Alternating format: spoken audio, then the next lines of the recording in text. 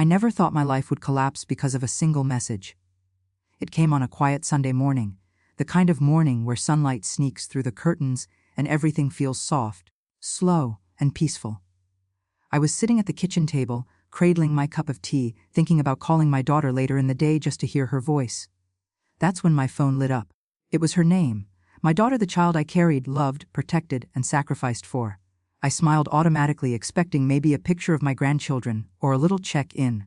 Instead, I opened the message and my whole world cracked open. We don't want you in our lives anymore.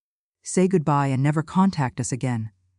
I just stared at the screen because my brain couldn't understand the words my eyes were seeing. It felt like someone dropped me into freezing water. My chest tightened, my hands began shaking, and the only thought in my head was why? What did I do? How can a child tell her mother to disappear? I kept rereading the message, hoping it would suddenly rearrange itself into something less cruel, less final. But it stayed the same, hard, cold, final, and maybe the worst part was that she said we, not just her. It meant her husband, the grandkids, all of them. They were cutting me out entirely. I need you to tell me. Would you have stayed calm? Would you have tried to understand? Or would your heart have shattered just like mine? Because in that moment, I swear I felt something inside me break in a way I don't know if I can repair. But maybe to understand how I ended up receiving that message, you need to know how everything began. None of this happened overnight. It was a slow drift that I kept pretending wasn't real. My daughter's name is Sarah. She used to be the kind of little girl who followed me everywhere, always clutching the corner of my shirt or asking me to braid her hair before school. She was soft-hearted, talkative, and always needed reassurance. When she got older, things changed slowly, and sometimes I wonder if those changes were signs I missed. Maybe I should have listened more. Maybe I should have hugged her more. But life isn't as simple when you're living it. When she was around 17, she started to pull away in that teenage way, slamming doors, keeping secrets, rolling her eyes, insisting she didn't need anyone. I thought it was normal. Everyone told me, she'll grow out of it. All teens get moody, but I could feel something deeper forming between us, something like a thin sheet of glass, transparent but fragile. Every argument, every misunderstanding added another tiny crack. Her father, my late husband, tried to help. He was the more patient one, the one who could sit with her for an hour without getting angry, even when she was unreasonable. But even he noticed the bitterness brewing in her tone sometimes. When he passed away, everything became worse. Losing him shattered both of us. But instead of grieving together, we grieved separately.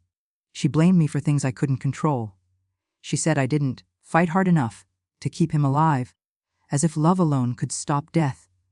I tried to hold her, comfort her, talk to her, but she would pull away and shut her door, and the more I tried, the more she slipped through the cracks.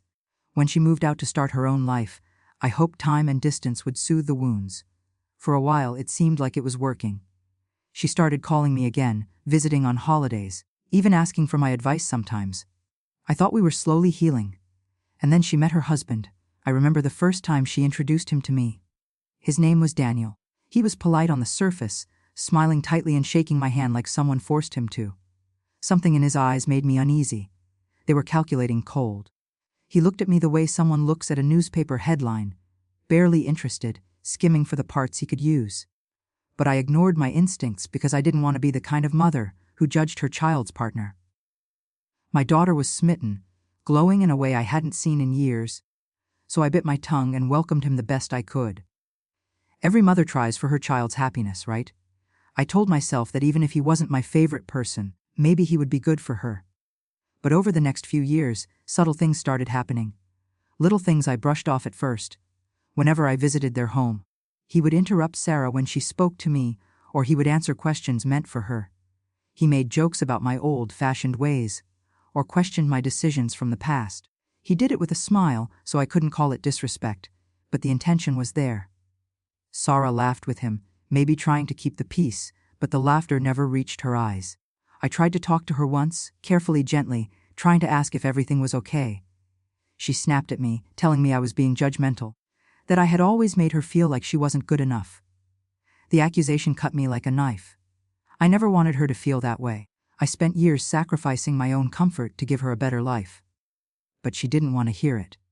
She stormed out of my house that day, and I remember sitting alone at the dining table, staring at the door she had slammed, wondering what invisible wounds she was carrying. Still, even with that distance, I kept trying. I would send birthday gifts, little voice notes, and messages. Sometimes she replied, sometimes she didn't. When she had her first child, my grandson, I cried with joy. Holding him felt like holding a piece of her childhood again. But even then, Daniel hovered like a shadow. He would, accidentally, leave me out of important moments. He would tell me they were too busy to visit. He controlled the schedules, the plans, the holidays. Sarah followed his lead, and I felt myself becoming a stranger in their family. I tried talking to her again, but she always said the same thing, "Mom, you're too emotional. You always make everything complicated." Maybe I did. Maybe I didn't know how to express myself in a way she understood. Maybe grief changed us both into versions we didn't recognize. Then came the day everything changed. It was my birthday. I wasn't expecting a big celebration. Just a small dinner, maybe a call from her, a little smile, a little warmth. But the day passed quietly. No call, no message, no sign she remembered at all. I sat on the couch staring at the clock, telling myself she was probably busy. Evening turned into night. I finally messaged her around 9 p.m. Just a simple, "Hi sweetheart, hope everything's okay. Haven't heard from you today." She replied 2 hours later with a short, "We're fine." Busy. That was it? No, happy birthday, no voice note, nothing. I didn't argue, I didn't guilt trip her. I just put my phone down and cried softly into my hands because sometimes silence hurts more than any loud scream ever could. After that, things spiraled. She ignored more messages. Calls went unanswered. She canceled plans last minute. She said I was too attached, that I needed to learn boundaries. Boundaries from my own child. A child I raised alone after losing her father. A child who once clung to my hand every time she felt afraid. I didn't understand it, but I respected her space. I gave her weeks, then months, hoping she would come back on her own.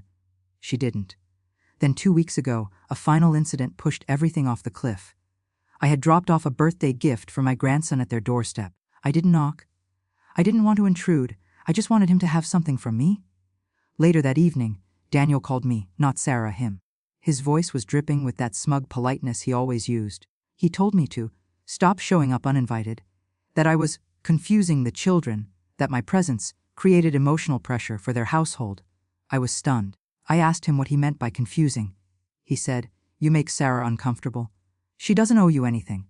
Please respect that." I felt my knees weaken. My daughter didn't owe me anything. After everything, the nights I stayed awake nursing her through sickness, the sacrifices, the years of working 2 jobs after her father died, the love I poured into every moment of her life, nothing. I didn't argue. I simply said, "Please tell Sarah I love her." He didn't respond. He hung up. I cried myself to sleep that night, realizing how deeply he wanted to erase me from their lives. But still, a tiny part of me believed that Sarah would reach out on her own, that she couldn't really want me gone. And then this morning, the message came. Cold, final, heartbreaking.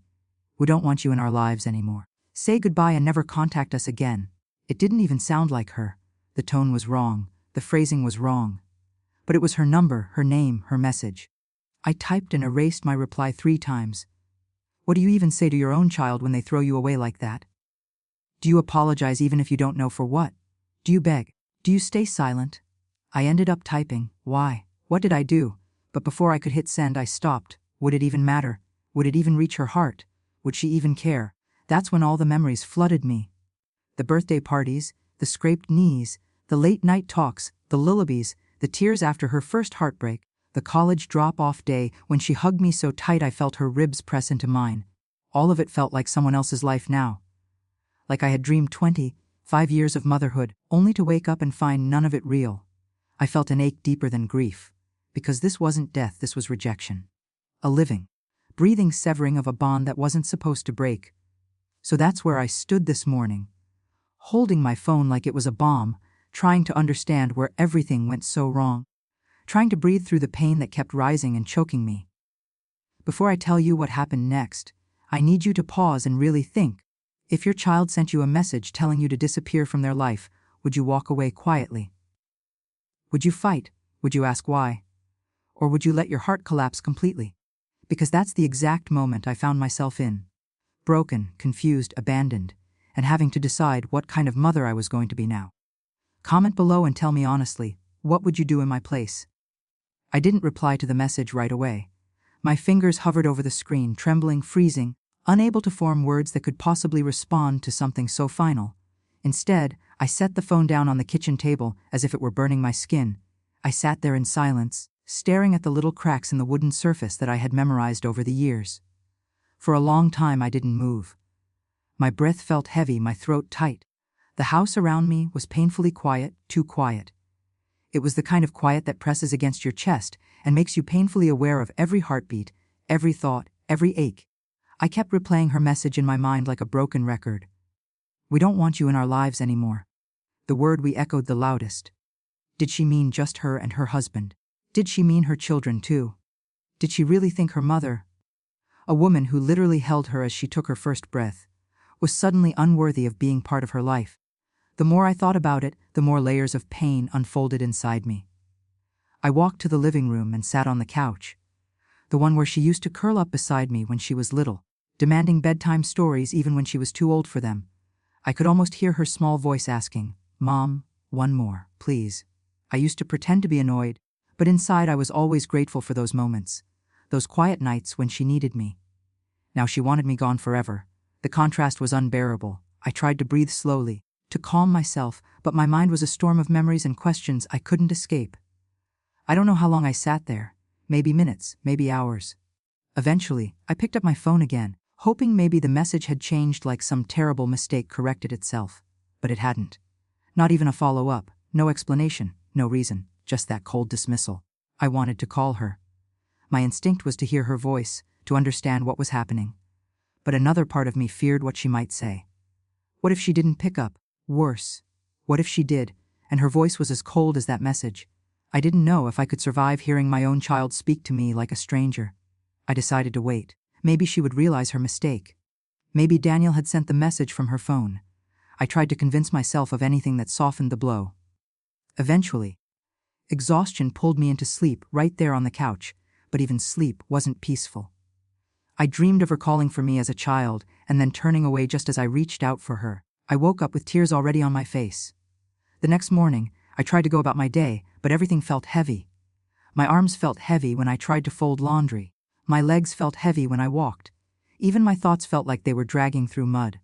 I made myself some tea, though I barely drank it. I kept checking my phone, praying she would text something, anything, that hinted at regret or reconsideration. Nothing. Hours passed. Then a day. Then 2 days, silence, the kind of silence that feels like punishment. On the third day I finally broke. I dialed her number. My hands shook so much the phone almost slipped. It rang twice and then went straight to voicemail. I tried again, same thing. I realized she had blocked me. My own daughter blocked my number. The pain of that hit me so hard I had to sit down because my legs just wouldn't hold me up anymore. I didn't cry immediately. It was like my body couldn't even process the hurt fast enough. I sat on the floor of my living room, staring at nothing, trying not to fall apart completely. I think when someone you love rejects you, not out of anger but out of actual desire to erase you, it does something to your identity. It dissolves something inside you. I felt myself unravel in ways I had never experienced, not even when I lost my husband. With him the loss was tragic, but it was natural. It wasn't abandonment. This was a choice. She chose a life without me. After a while, tears finally found me. They came slowly at first, then all at once. I cried into my hands, into my knees, into the empty room that had seen all stages of her life. I don't know how to describe that kind of heartbreak. It wasn't loud.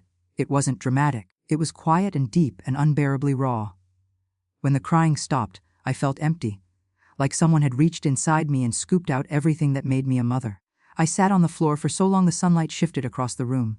When I finally stood up, I felt older, weaker, lonelier. That evening, I couldn't stop wondering why. I replayed every memory of our recent years, trying to pinpoint the moment she began to hate me. Was it something I said? Something I didn't say? Something I failed to do? Maybe I wasn't the mother she needed me to be. Maybe I failed her more than I realized. I remembered her telling me once, during a heated argument, "You never really listened to me when I was younger. You cared about what you thought was right, not how I felt." At the time, I thought she was exaggerating, turning teenage resentment into accusations. But now, her words felt like clues I had ignored. Maybe I really hadn't listened enough. Maybe I was so focused on being strong after her father died that I didn't see how much she needed softness instead.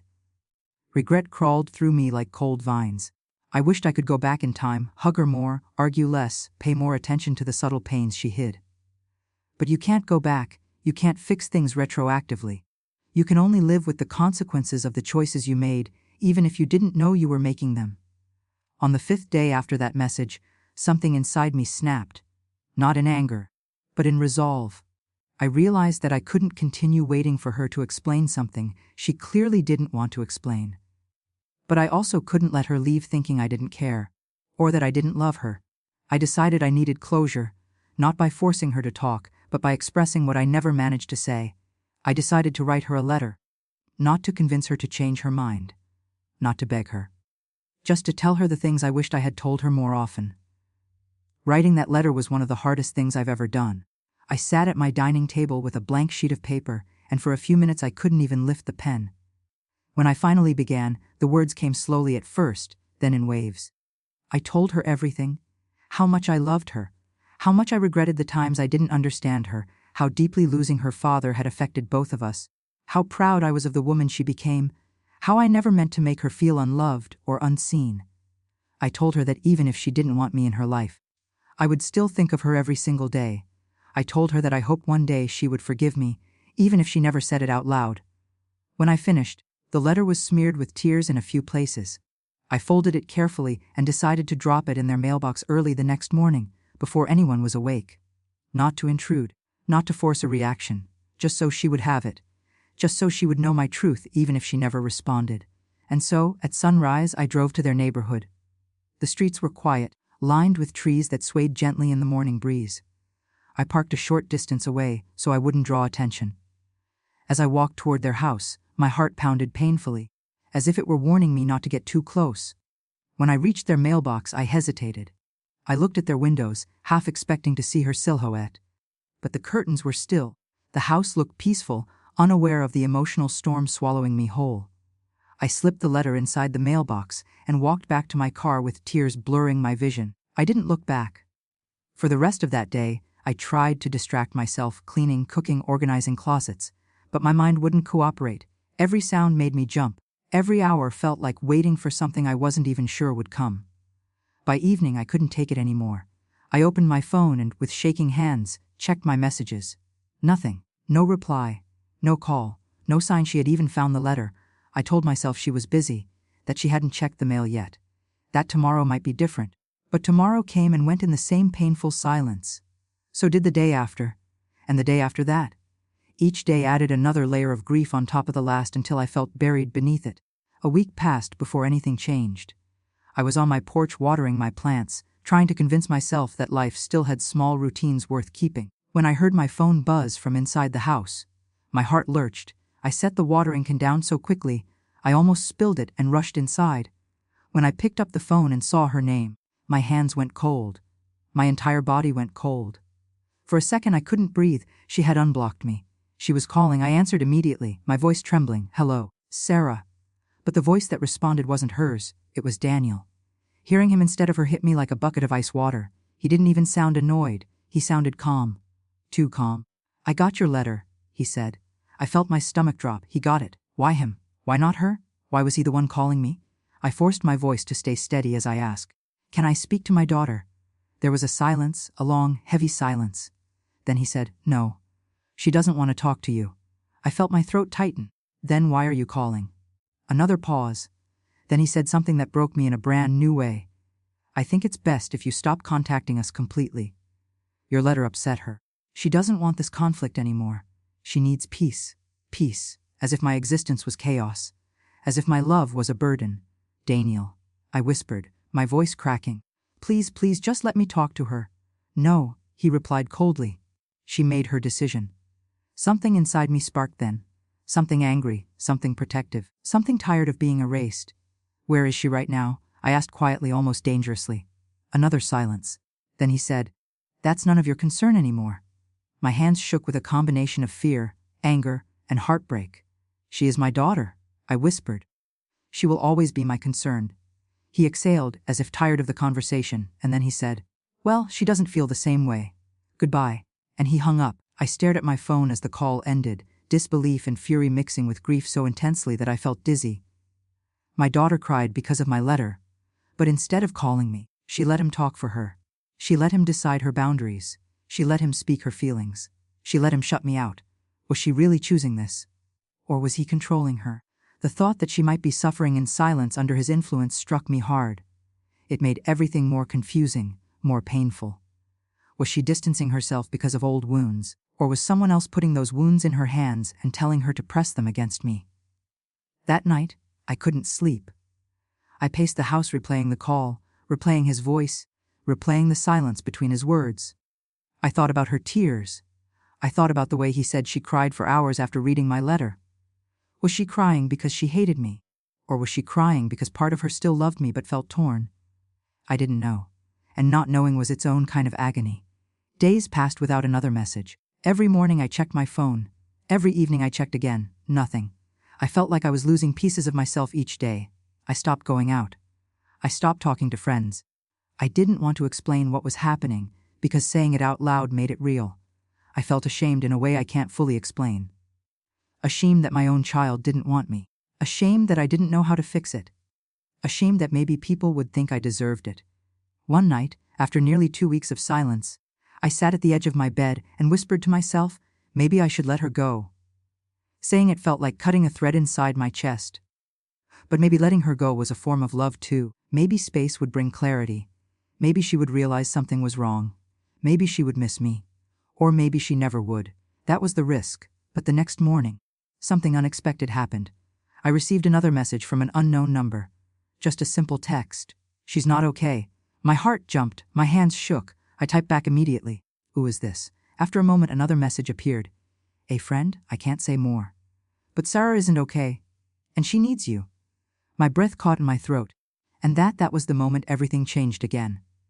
Because suddenly, the choice wasn't mine anymore.